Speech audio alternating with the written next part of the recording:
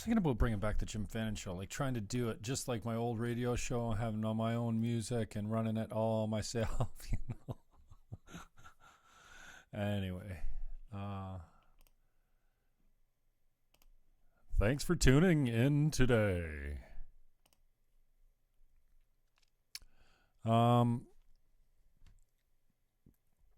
Go over to the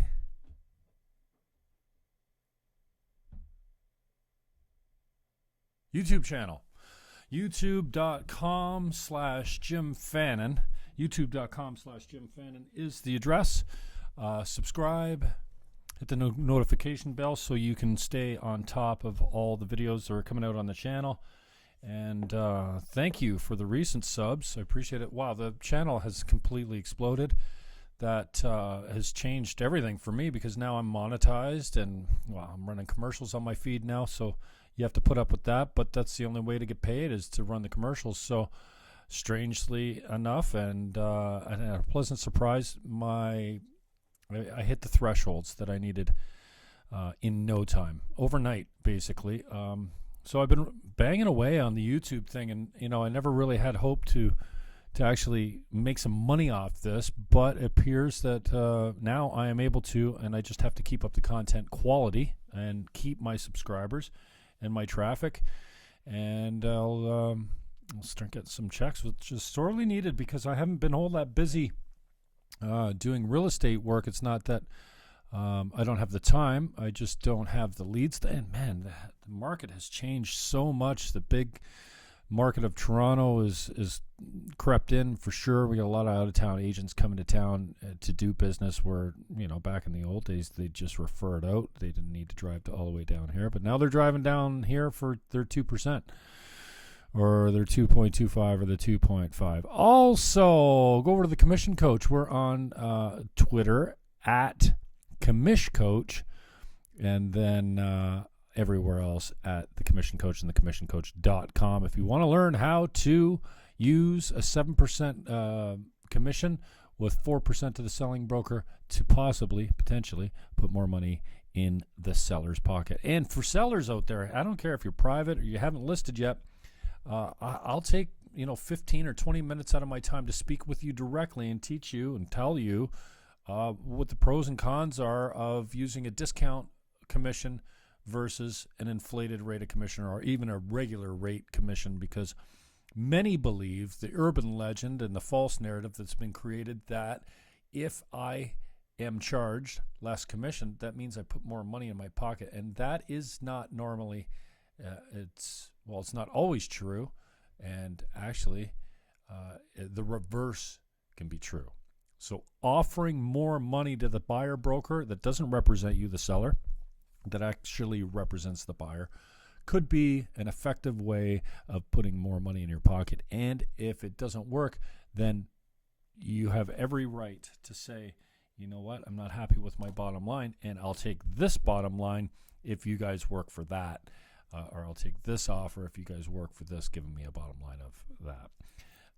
So thecommissioncoach.com, of course, basically Instagram, Twitter, YouTube, and Facebook is the platform's name.com and then /Jim Fannon. That's how you find us. Sometimes Jim Fannon Show works on Instagram, and I think Facebook, that'll work as well. But the native personal profiles is platformname.com /Jim Fannon. I've mostly got most of my vanity URLs set up, and that'll work on YouTube, Facebook, Twitter, and Instagram. Looking to bring a regular show to YouTube. I'm having some issues now that I've reached the 1,000 subscription threshold, and the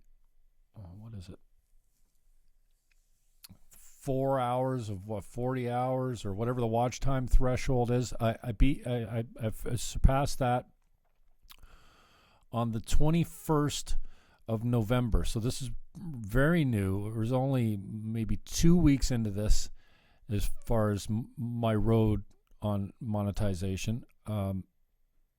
Surprised and encouraged by the estimated revenue that looks to be coming my way for this period of 2 weeks. It's impressive and unexpected. Where was I going? I lost. The regular show. So once the live stream feature has not been enabled on my phone, I actually have a creator support not a specific creator support representative, but I chatted online with Google support yesterday. That blew my mind. It was the whole time I was chatting, I was asking my question, like, can they see what I'm doing all the time? Google knows everything, and I think if we had them under the hood as often as they are under the hood, but if we saw them under the hood as often as they were under there, I think we'd have a little bit more uneasy feeling about how much information Google is taking from us, and we just find that acceptable. Anyway, we will be coming out with a schedule. I'm thinking something like a Thursday night at 7 o'clock, only because I have to be, I make myself available Thursday nights at 8 o'clock. Tonight is the Thursday, 8 o'clock tonight. Crowder comes on. He's live on YouTube. That's a free show. Now, if you pay his $10 a month, you get all of his stuff.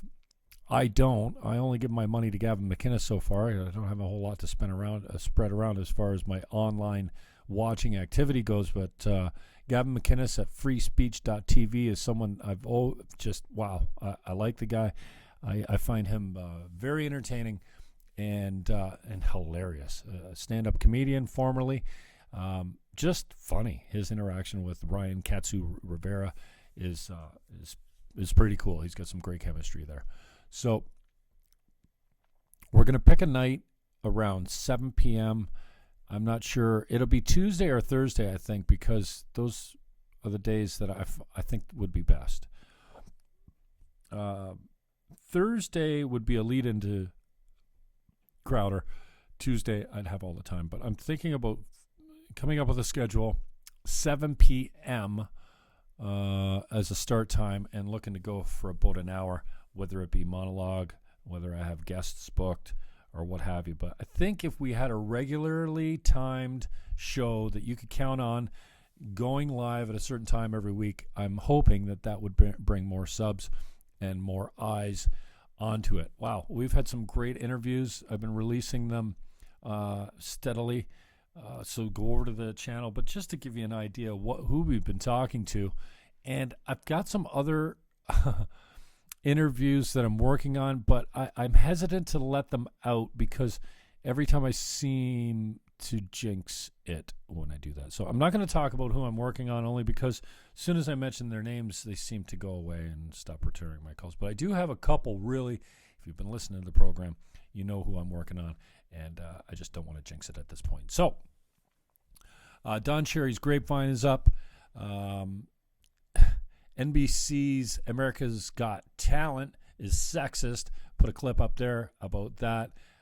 There's a nice clip of Justin Trudeau wandering a summit looking pretty lost. And then, my video editing skills have a lot of work to become anything significant. I don't do it well is what I'm saying. My video editing skills have a lot to be I don't know. How do you say it? My video editing skills need work. I'm not the greatest at it. I can do the basic stuff, but I happened to lay down a track as a audio track for this Justin Trudeau wandering around the summit. And sorry, my son the Hurricane, but you're one of my favorite bands, and because I bought your album, it's in my iTunes, so it's accessible, and it was at the top of my list. It was very easy to just add "Call Me Mister" to the background of this. No offense intended. It's a harmless video. It's not like, it should be embarrassing to the band, but you didn't give me permission to use it, and I wasn't asking. I just took it. But I uploaded that. It's Justin Trudeau mingling. There is one without the music. I uploaded that as well.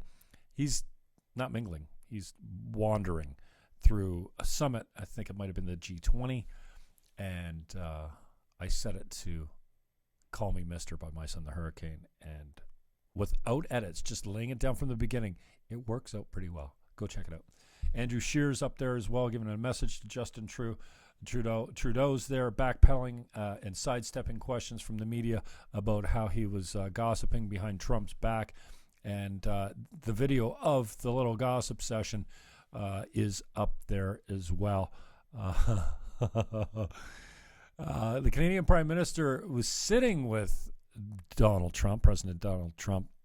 That interaction is there as well as Donald Trump calling Justin Trudeau a two-faced little bitch. Okay, so I added the last part, the little bitch part, but two-faced is definitely in there. Writer and director of the movie Brotherhood, Richard Bell, talks to me for well over an hour.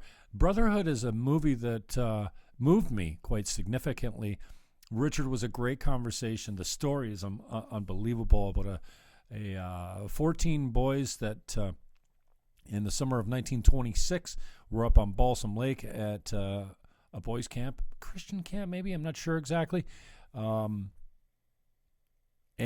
their war canoe, their Indian war canoe that they all went out in, is capsized by a freak storm that comes across Balsam Lake, which we all know if you live on the Great Lakes or close to lakes. These small lakes sometimes can whip up storms very quickly.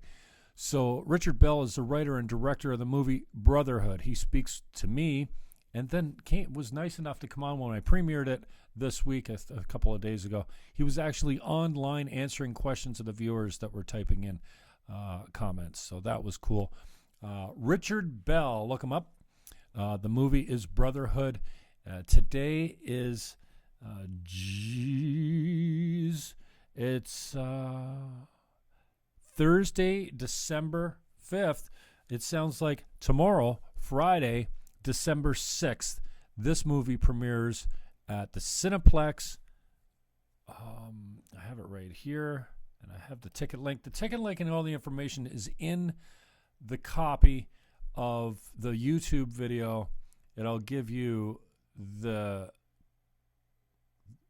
link to buy tickets. And it's the Cineplex, the Young Dundas Cineplex. So that premieres tomorrow, and it's showing 4 times every day for a few days in a row. So it's there all weekend, and there's matinees and evening shows.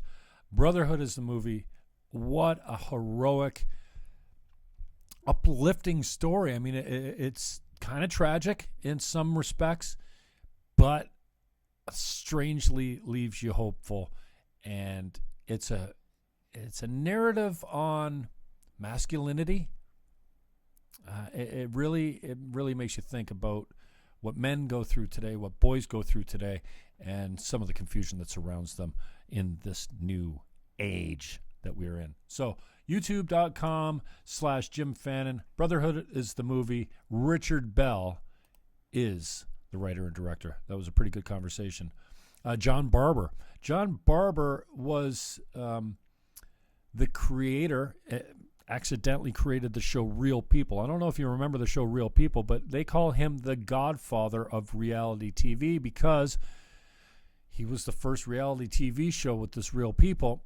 And John Barbour is an excellent interview, and you can see him. It's called John Barbour on Red Fox. John Barbour is also quite, enrolled, quite interested in the JFK assassination. So he's advocating for the release of the files that have been promised for years and years and years and still haven't come out.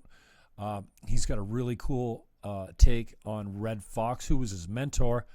John Barbour also had the John Barbour Show, where he interviewed Red Fox.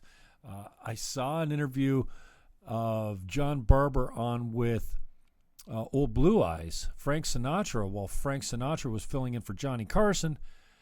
Man, he's got some really cool stories about Red Fox, about Blue Eyes, about he can talk at length about almost anything. He chimes in on Don Cherry, on the flap concerning his hate speech, for lack of a better word.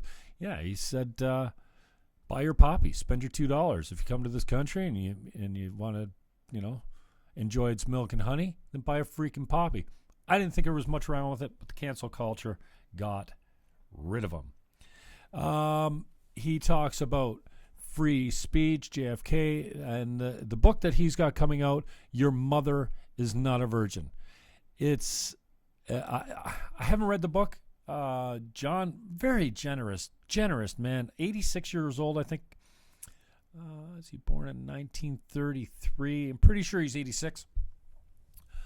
He's going to send me a copy of the book, a signed, autographed copy of the book. John, thank you. So generous. So we talk about real people, live TV, Red Fox, leaving Canada, Jack Benny, Sheldon Leonard. Oh, man, he really gets into it with some of these personalities. And he is known as the godfather of reality TV. So if you search John Barbour on YouTube, make sure you put my name in there, Jim Fannon, as well, and the links will come up. I got a few of them. Some are clips. Some are the full interview. And John Barbour was just such a generous man with his time. Thank you, John. I really appreciated the conversation. Everyone's been generous with their time with me. So, wow. I wish I could tell you who I'm working on. Warren Kinsella also came in. I had an interesting conversation with Warren. I got a feeling that he is a little bit more left of center than I am. I'm moderately in the middle, but swinging to the right more and more every day as I stand for the most important issues that I think today. Free speech and 2A, don't take my guns. Don't tell me what is hate speech. So Warren Kinsella had a couple great takes. I don't argue with my guests that much. I don't know Warren at all that well. I've been working on this interview for quite a while. He spent about 40 minutes with me, and really grateful for the time, the time and the commitment. I don't know, attachment, whatever. Okay, I gotta deal with something here. So I wanted to get a video out today, just thanking the many of you that have subscribed to the channel. Wow, it's made a difference for me, and thank you for getting me over the threshold. I'm coming up on 2850. So for 9 years, or eight and a half years, I had I had 35 to 50 subscribers for the first eight and a half years. Over the last 18 months, I've gotten myself up to about 229, and then overnight, one day I looked down, I was at 561, and a few days later, I broke 1,000, which gets me monetized and gets me some live streaming features and some community tab features and a direct link to somebody on Google that I can connect with if I have a problem with YouTube. That's pretty cool. And now, I mean, my subscriptions have slowed down quite a lot, and I think a lot of people jumped out once they found out, what type of content I'm posting, because I've increased the frequency of the content posting, and some people have jumped off because, I'm just not posting the stuff that they want. So I'm hoping that the majority stay with me and that we break 3,000 soon. I'll just give you a live update now as to what I'm at. 2856, so that's up about 8 from even what it was just a few hours ago. 2856, I never thought I'd break 1,000. Now it looks like I'm going to break 3,000 soon, and then my goal was 10,000, but I thought it was out of reach. And for those of you that are out there that are trying to build a small channel and trying to be a creator of less importance than these big guys out there, which is almost all of us, stay with it, man. I don't know what to tell you. I got lucky. I glommed on to something that blew up for me. And I guess that's, I created the break for myself, but you just have to be going and getting content, finding interesting stuff to put up there. And it helps if it's not copyrighted, because the copyrighted stuff, they won't let you make any money from that. So from the 600 or so videos that I've posted over the last 10 years of having a YouTube channel, many of them are monetized and going to make me some money. Some are not, as far as speech goes, appropriate for advertisers. So many of my videos have the yellow warning sign on it saying not appropriate for advertisers. Man, there's some strange conversations. My conversation with Ashley St. Clair was demonetized. I've got many of them that shouldn't be demonetized but are. In fact, we'll see what the text of this audio, once it's uploaded to the YouTube channel, says. And I'm distracted right now because, well, my brother just sent me a video of him driving in one of the sunny states, it looks like, and more on that later. At Jim Fannon on Twitter, /Jim Fannon if you put the platform, facebook.com/Jim Fannon, you'll find me, twitter.com/Jim Fannon, instagram.com/Jim Fannon, you'll find me on those accounts. realestate@teamniagara.ca if you want to send me an email. What more do you need? You want to call me? Call me. You know the digits. Have a great day, everyone.